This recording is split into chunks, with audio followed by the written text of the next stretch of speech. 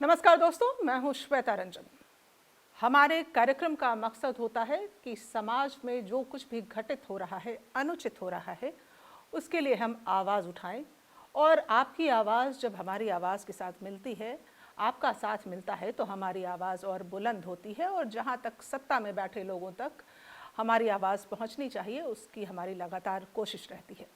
तो इसलिए सबसे पहले तो मैं आपसे अनुरोध करूंगी कि अगर आपने हमारे चैनल को अब तक लाइक और सब्सक्राइब नहीं किया है तो तुरंत कर लें और बेल बटन भी दबा लें ताकि आपको नोटिफिकेशन मिलता रहे जब भी हम लाइव जाएं, आपके लिए कोई कार्यक्रम लेकर आएँ।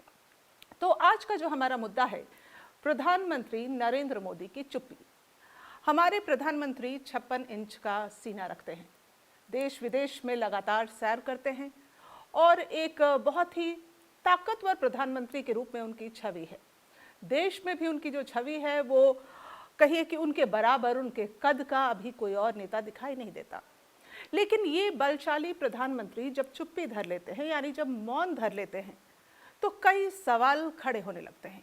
और अक्सर ऐसे मुद्दों पर जो समाज में विभाजन लाने का काम करता है, जो समाज में कहीं गलत हो रहा होता है, धर्मों के बीच दीवार खींची जा रही होती है, तो अक्सर देखा जाता है कि प्रधानमंत्री जो हैं वो चुप हो जाते हैं।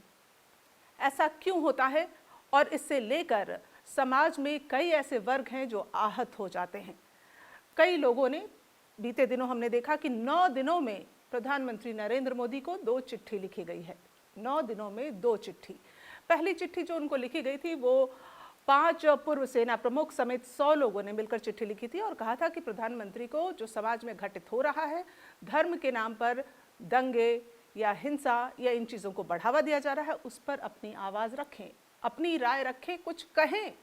देश के प्रधानमंत्री हैं, देश का हर वर्ग, समाज का हर वर्ग, इस देश का हर हिस्सा उनके जद में आता है, उनके अंडर आता है।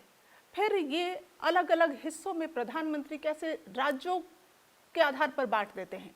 जिस तरह से प्रधानमंत्री ने बीते दिनों पंजाब में जाकर ये बात कह दी कि थैंक यू कहिएगा, मैं जिंदा लौट आया, उस पर भी सवाल उठ गए हैं कि आखिर पंजाब भी उनके देश का ही हिस्सा है और क्या उन्होंने पंजाब और पंजाबियत पर और उनके इरादों पर सवाल खड़े कर दिए हैं।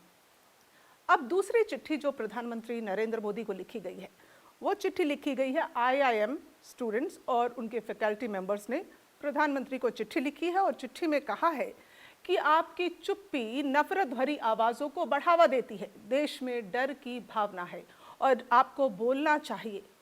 ये IIM के स्टूडेंट्स ने लिखा है ये चिट्ठी। मैं आपको ये चिट्ठी पढ़कर सुनाऊं, लेकिन उससे पहले ये एक खुली चिट्ठी है और हेट स्पीच और जाति आधारित हिंसा पर जो PM ने मौन धारण किया है, नहीं बोलते हैं। जिस तरह से हरिद्वार में जो हुआ, धर्म संसद हुआ, 3 दिन की सभा की गई और वहाँ पर जिस तरह से एक खास वर्ग या समुदाय के खिलाफ आह्वान किया गया, नरसंहार का आह्वान किया गया, उसके बावजूद कोई रिएक्शन नहीं आया सत्ता पक्ष की ओर से, कोई कार्रवाई नहीं हुई। छत्तीसगढ़ में ऐसा हुआ तो कार्रवाई हुई क्योंकि छत्तीसगढ़ में कांग्रेस की सरकार है और एक आप अलग अंदाज में जाकर गिरफ्तारी हुई। मध्य प्रदेश में जाकर कालीचरण की गिरफ्तारी हुई जो कि भाजपा शासित प्रदेश है। लेकिन जब इस तरह की घटनाएं होती हैं और उसके बावजूद आप देखिए इस लेटर में, इस पत्र पर 13 फैकल्टी मेंबर सहित IIM अहमदाबाद और IIM बेंगलुरु के 183 छात्रों ने हस्ताक्षर किए हैं। यानी हमारी आज की जो पीढ़ी है, जो नौजवान है, इंडियन इंस्टीट्यूट ऑफ मैनेजमेंट के, बेंगलुरु के, अहमदाबाद के, उन सब ने मिलकर ये चिट्ठी PM को लिखी है और कहा है कि नफरत फैलाने वाले भाषण और अल्पसंख्यकों पर हमले का मुद्दा बहुत ही गंभीर है। इस पर प्रधानमंत्री को कुछ कहना चाहिए। ये चिट्ठी क्या है, इसकी लाइनें पहले मैं आपके समक्ष रखना चाहूंगी। देखिए, माननीय प्रधानमंत्री जी, हमारे देश में बढ़ती असहिष्णुता पर आपकी चुप्पी हम उन सभी के लिए बेहद निराशाजनक है जो देश के बहुसांस्कृतिक ताने बाने को महत्व देते हैं। प्रधानमंत्री जी, आपकी चुप्पी ने नफरत भरे भाषणों को प्रोत्साहित किया है और हमारे देश की एकता व अखंडता के लिए खतरा पैदा किया है। यानी प्रधानमंत्री की चुप्पी पर यह सवाल है कि उनकी जो चुप्पी है वो नफरत को बढ़ावा दे रहा है। चिट्ठी में आगे लिखा है, हम आपके नेतृत्व से हमारे दिलो दिमाग को एक राष्ट्र के रूप में तब्दील करने, हमारे लोगों के खिलाफ नफरत भड़काने से हमें दूर ले जाने का आग्रह करते हैं। हमारा मानना है कि कोई समाज क्रिएटिविटी, इनोवेशन और समृद्धि पर ध्यान केंद्रित कर सकता है या समाज खुद में विभाजन पैदा कर सकता है। अभी हमारे देश में डर की भावना है। हाल के दिनों में चर्च सहित पूजा स्थलों पर तोड़फोड़ की गई है। हमारे मुस्लिम भाइयों बहनों के खिलाफ हथियार उठाने का आह्वान किया गया है। ये सभी चीजें कानून के डर के बगैर की गई। संविधान ने लोगों को अपनी धार्मिक स्वतंत्रता का गरिमा के साथ बगैर भय और शर्म के आचरण करने का अधिकार दिया है। हम लोग एक ऐसे भारत का निर्माण करना चाहते हैं जो विश्व में समावेशिता और विविधता का एक उदाहरण बने, और आप एक प्रधानमंत्री के तौर पर सही विकल्प चुनने की दिशा में देश को आगे ले जाएं। तो जिस तरह का विश्वास दिखा रहे हैं ये स्टूडेंट्स, ये युवा पीढ़ी, उसके फैकल्टी मेंबर्स IIM के, उन लोगों ने हस्ताक्षर करके ये चिट्ठी, खुली चिट्ठी लिखी है और कहा है कि आपकी चुप्पी जो है वो घातक हो सकती है, और हम एक ऐसे देश का निर्माण करना चाहते हैं जहां असहिष्णुता की कोई जगह ना हो, जहां पर द्वेष ना हो, जहां पर हिंसा ना हो, जहां हम जिस समरसता के लिए, सामाजिक समरसता के लिए हम जाने जाते हैं, उसका स्थान हो। हम ऐसे देश का निर्माण नहीं करना चाहते जहां क्रिएटिविटी ना हो, इनोवेशन ना हो और धर्म के आधार पर विभाजन हो, जैसे बीते दिनों चर्च में दिखाई दिया। चर्चों पर हमले हुए, चाहे वो मध्य प्रदेश में हो, चाहे वो हरियाणा में हो। ईसा मसीह की मूर्ति तोड़ी गई। बच्चे अगर क्रिसमस मना रहे हैं तो वहां जाकर हनुमान चालीसा का पाठ कराया गया। तो इस तरह से लगातार जो घटनाएं सामने आ रही हैं, क्या हम एक ऐसे देश का निर्माण करना चाहते हैं जहां सुरक्षा सिर्फ एक खास वर्ग, खास समुदाय, खास धर्म को मिले और बाकी के धर्म के लोग असुरक्षित महसूस करें? भारत ऐसा कभी नहीं था, पहले कभी नहीं था, जहां की खाई इतनी गहरी हो चुकी थी कि एक दूसरे के सामने आने से लोग भय खाने लगे। लेकिन आज आप किसी भी धर्म के हों, आपको अपने धर्म की, अपने ईश्वर की पूजा करने में आपको डर लगने लगा है कि कहीं कोई राम मंदिर का नाम लेकर, कहीं कोई भगवान राम का नाम लेकर आपकी राह में रोड़ा ना बन जाए, आपकी जान के लिए वो खतरा ना बन जाए। तो क्या हम ऐसे देश का निर्माण कर रहे हैं? ये सोचने वाली बात है कि IIM के स्टूडेंट्स, फैकल्टी मेंबर्स ने ये चिट्ठी लिखी है। 9 दिनों में ये दूसरी चिट्ठी है प्रधानमंत्री के नाम पर।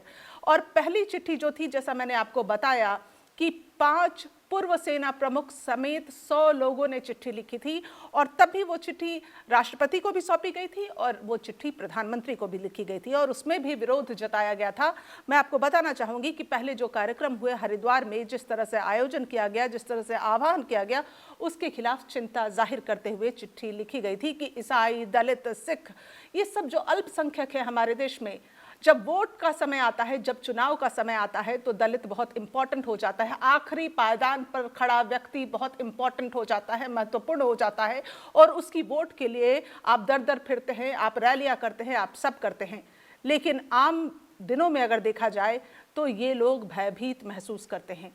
तब भी प्रधानमंत्री ने चिट्ठी को लेकर कोई चिंता, या देश में जो स्थितियां बन रही हैं उस पर कोई चिंता का इजहार नहीं किया। और अब ये दूसरी चिट्ठी जो आई है, मैं आपको एक और मसला बताना चाहूंगी कि हेट स्पीच के खिलाफ सुप्रीम कोर्ट में एक याचिका भी डाली गई है, और देश भर के मुसलमानों के खिलाफ जो अभद्र टिप्पणी की घटनाएं लगातार सामने आ रही हैं, सामाजिक धार्मिक संगठन है जमीयत उलमा ए हिंद और सामाजिक कार्यकर्ता सैयद महमूद असद मदनी ने ये याचिका दायर की है और सुप्रीम कोर्ट में दायर की है। कहा है कि वो असुरक्षित महसूस करते हैं, एक खास वर्ग जो है अब भारत में असुरक्षित महसूस करने लगा है। क्या प्रधानमंत्री नरेंद्र मोदी का 56 इंच का सीना ये सुनिश्चित नहीं कर सकता कि देश में हर नागरिक सुरक्षित महसूस करे, देश का हर व्यक्ति सुखी महसूस करे, देश का हर नागरिक जो है एक दूसरे से मिलकर रहे और एक सौहार्द की स्थिति जो है देश में कायम हो? क्या प्रधानमंत्री अपना मौन तोड़ेंगे? क्या प्रधानमंत्री अपनी आवाज रखेंगे, अपना पक्ष रखेंगे, या सत्ता पक्ष के लोग जो बेबाकी से हर मुद्दे पर आके अपनी बात कह जाते हैं? प्रधानमंत्री की सुरक्षा में जो चूक का मामला आया तो सारे खड़े हो गए और आरोप लगाने लगे एक पंजाब की सरकार के ऊपर।